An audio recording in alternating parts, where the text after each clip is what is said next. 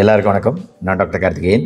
இன்றைக்கான வீடியோவில் வீட்டில் எலி தொல்லைகள் இருக்குது அப்படின்னா அது எப்படி கண்ட்ரோல் பண்ணலாம் அப்படிங்கிறத தான் பார்க்க போகிறோம். எலி நம்மளை விட புத்திசாலி.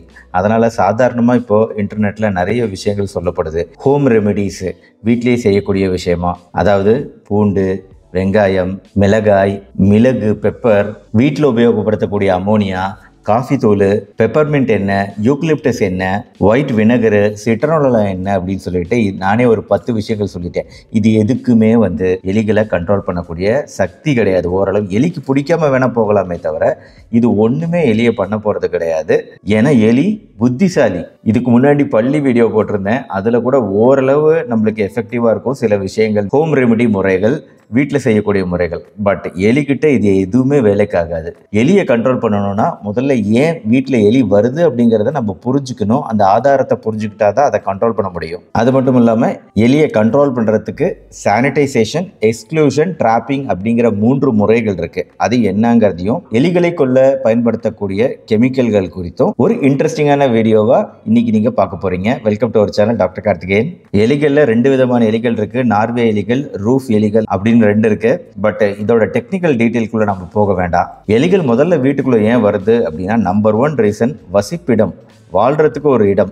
எலிகள் வாழக்கூடிய இடம் வீட்டில் செவுத்துக்கு பின்னாடி ஃபர்னிச்சர்னு சொல்லக்கூடிய சேரு, டேபிள் போன்ற சாமானங்கள்லாம் இருக்கக்கூடிய பகுதி, அது இருக்கக்கூடிய பகுதியில் டார்க்கான இருட்டான பகுதிகள், மறைவான பகுதிகள், வெளிச்சம் இல்லாத பகுதிகள், வீட்டில் எங்கெல்லாம் நம்ம போக மாட்டோமோ அந்த ரூமு, இங்கெல்லாம் தான் எலிகள் தன்னோட வசிப்பிடத்தை அமைச்சிக்குது. ரொம்ப நாள் போகாமல் விட்டிங்கன்னா எலி வளப்பினி வாழ ஆரம்பிச்சிடும் அங்கேயே. ஸோ வசிப்பிடம் தான் இங்கே மெயின். அப்போ நம்ம சில சமயம் எலியை எத்தனை வாட்டி நம்ம பிடிச்சாலும், அட்டை வச்சு பிடிக்கிறோம், வெவ்வேறு மெத்தட் யூஸ் பண்ணி பிடிச்சாலும் அது திருப்பி வருதுன்னா எலி வலை எங்கேயோ இருக்குது அப்படிங்கிறத நம்ம புரிஞ்சுக்கணும். அது எங்கன்னு கண்டுபிடிக்கணும். 2வது, எலிகள் ஏன் வீட்டில் இருக்குன்னா அது உணவுக்காக இருக்குது.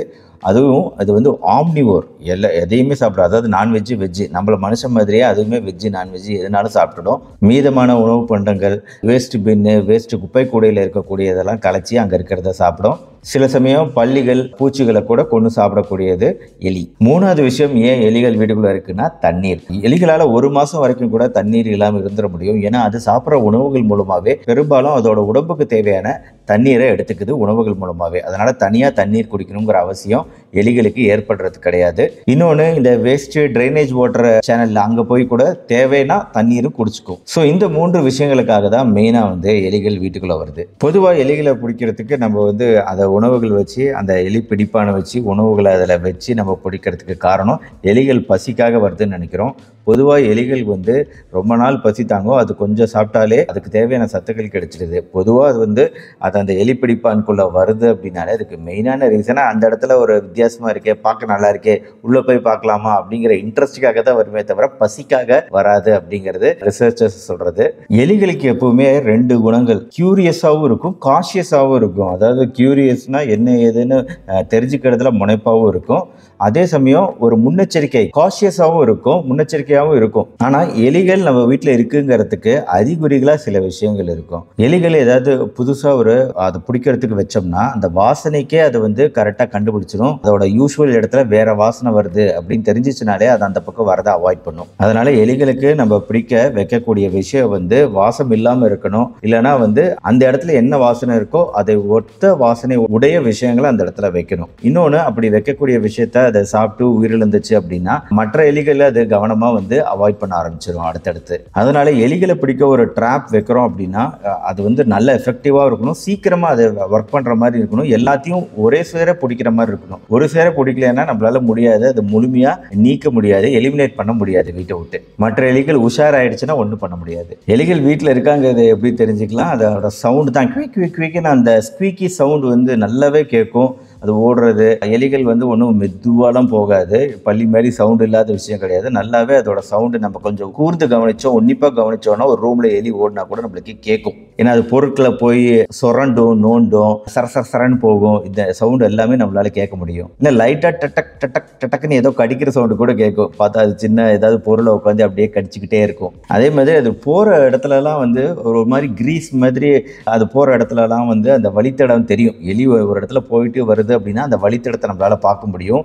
ஒரு கிரீஸி கலரில் ஏதாவது அந்த இடத்துல திரவங்கள் பார்க்க முடியும். இல்லைனா அதோட எச்சங்கள் தான் நம்மளுக்கு மெயினான இண்டிகேட்டர். எலியோட எச்சங்கள் பார்த்தோம்னாலே வேற எந்த டவுட்டுமே வேண்டியதில்லை, அது அங்கே தான் இருக்குது. இன்னொன்று, எலி போகிற இடத்துலலாம் ஃபுல்லாக ஒரு விஷயத்தை டேமேஜ் பண்ணாமல் சும்மா அங்கங்கேயும் இங்கேயும் கடிச்சு விட்டுட்டு போயிடும். ஒயர்னா ஒயர் அப்படியே ஒரு வாட்டி கடிச்சு விட்டு போயிடும். ஸோ அப்படிங்கும்போது இந்த இடத்துல எலி இருக்குது அப்படின்னு நம்ம தெரிஞ்சுக்கலாம். ஸோ ஃபஸ்ட்டு இதை பிடிக்கிறதுக்கு என்னென்ன மெத்தட்ஸ் இருக்குது. ஃபஸ்ட்டு என்ட்ரி பாயிண்ட், எலி எந்த சைட்லேருந்து வருது அப்படிங்கிற அந்த நுழைவாயில நம்ம கண்டுபிடிக்கணும். மெயினாக ட்ரைனேஜ் பைப்பை பாருங்கள், அதில் ஏதாவது ஓட்டை இருக்கா, ஜன்னல்களில் ஓட்டை இருக்கா, வீட்டோட அடித்தளத்தில் ஃபவுண்டேஷன் பகுதியில் ஓட்டைகள் தென்படுதா, கார் ஷெட்டில் ஓட்டைகள் தென்படுதா. இதெல்லாம் ரொம்ப முக்கியம். ஏன்னா கார் ஷெட்டில் போச்சுன்னா காரில் ஒயரிங் எல்லாத்தையும் காலி பண்ணிவிடும் கொஞ்ச நாள் நீங்கள் கார் எடுக்காமல் விட்டுட்டீங்க அப்படின்னா.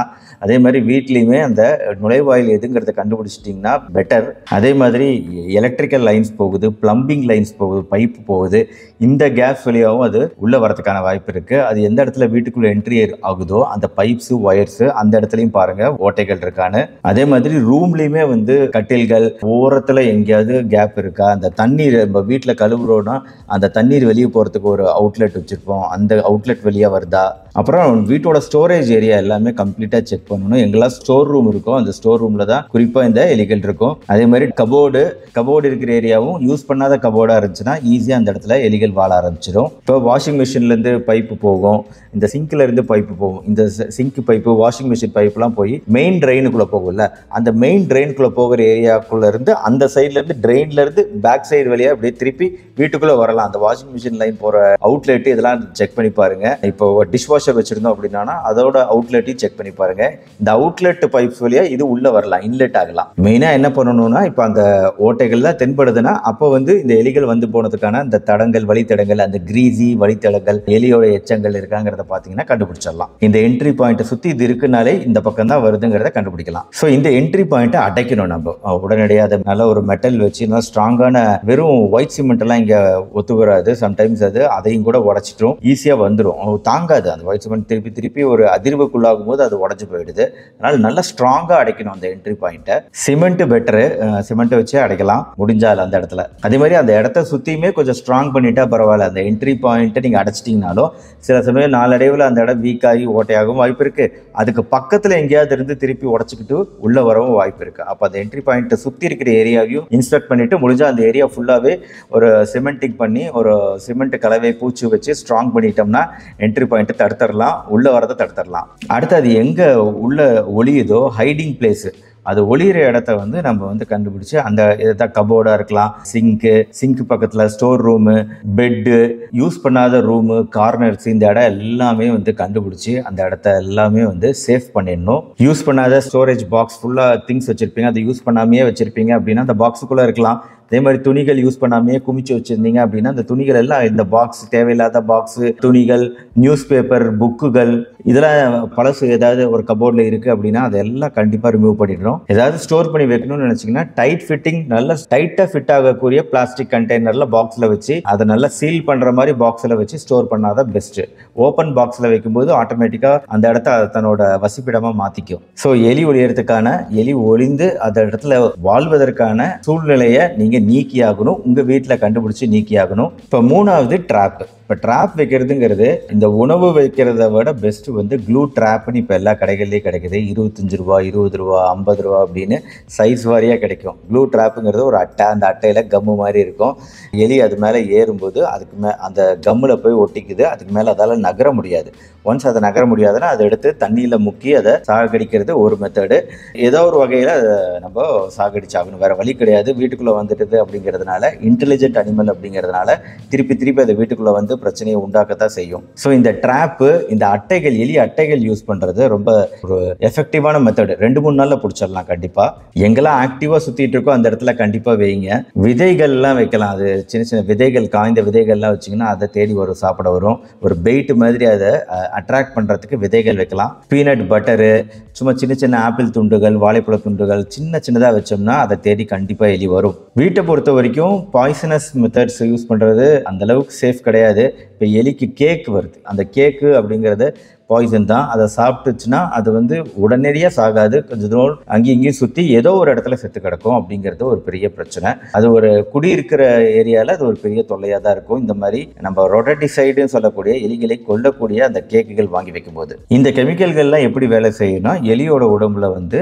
ரத்தம் உறைவு தன்மை இருக்குது பார்த்தீங்களா, அதை வந்து பாதிக்கக்கூடியது. ஆன்டிகோயாகுலன்ஸு, நான் ஆன்டிகோயாகுலன்ஸ்னு ரெண்டாக பிரிக்கலாம். இந்த ரத்தம் உறைதல் தன்மையை மாறுபாடு செஞ்சு கொஞ்சம் கொஞ்சமாக இந்த எலிகள் இறந்து போயிடும், இந்த கேக்குகள், இந்த பாய்சன் சாப்பிடும்போது. மற்றபடி ultrasonic machines, electro magnetic device அப்படிங்கிறதுலாம் வந்து எஃபெக்டிவாக இருக்காது. ஈவன் எலியை கண்ட்ரோல் பண்ண பூனை வளர்க்குறது, நாய் வளர்க்குறது கண்டிப்பாக எஃபெக்டிவான முறை கிடையாது. ஆனால் ஒரு நிறைய எலி தொல்லை இருக்குன்னா அப்படின்னா நீங்கள் இந்த மாதிரி சிம்பிளான விஷயங்கள்னால அதை வரதை தடுக்கிறதன் மூலமாக, அந்த எலி அட்டைகள் வைக்கிறதன் மூலமாகலாம் நீங்கள் கண்ட்ரோல் பண்ணிட முடியாது. நிறைய இருக்குது அப்படின்னா வந்து நீங்கள் ஒரு ப்ரொஃபஷனலோட ஹெல்ப்பை நாடலாம். பெஸ்ட் கண்ட்ரோல் டீமை நீங்கள் கூப்பிட்டீங்கன்னா அவங்க இதோட பூர்ணமான சயின்டிஃபிக் நாலேஜோட இருப்பாங்க. அவங்களால அதை ஈஸியாக வந்து செய்ய முடியாது. ஒரு அட் அ டைம் வந்து நிறைய எலிகள் இருக்குது அப்படின்னா அட் அ டைம் அது எல்லாத்தையும் பிடிக்கணும்னா அதுக்கு கண்டிப்பாக நம்ம வீட்டில் செய்யக்கூடிய முறைகள்லாம் ஒத்து வராது. கண்டிப்பாக ஒரு ப்ரொஃபஷனலோட ஹெல்ப் நாடணும். உடம்பு சரியில்லைன்னா டாக்டரை நாடுற மாதிரி இந்த மாதிரி பிரச்சனைக்கு அதுக்குரிய ப்ரொஃபஷனல் நாடுனா இன்னும் ஒரு நிரந்தர தீர்வும் கிடைக்கும். ஆனால் சின்ன சின்ன 1-2 தான் இருக்குது அப்படின்னா நீங்களே இதை கண்ட்ரோல் பண்ணிட முடியும். ஸோ எலிகளை கண்ட்ரோல் பண்ணுறது குறித்த இந்த வீடியோ கண்டிப்பாக உங்களுக்கு உபயோகமாக இருந்திருக்குன்னு நினைக்கிறேன். இந்த வீடியோ பிடிச்ச லைக் பண்ணுங்கள், உங்கள் ஃப்ரெண்ட்ஸ் அண்ட் ரிலேட்டிவ்ஸ்க்கு ஷேர் பண்ணுங்கள். நம்ம சேனல் டாக்டர் கார்த்திகேயன் இதுக்கு சப்ஸ்கிரைப் பண்ணி அந்த பெல் ஐக்கானை கிளிக் பண்ணி வச்சுக்கோங்க. அடுத்தடுத்த வீடியோக்கள் பார்க்க மறுபடியும் நாளைக்கு பார்ப்போம். நன்றி, வணக்கம்.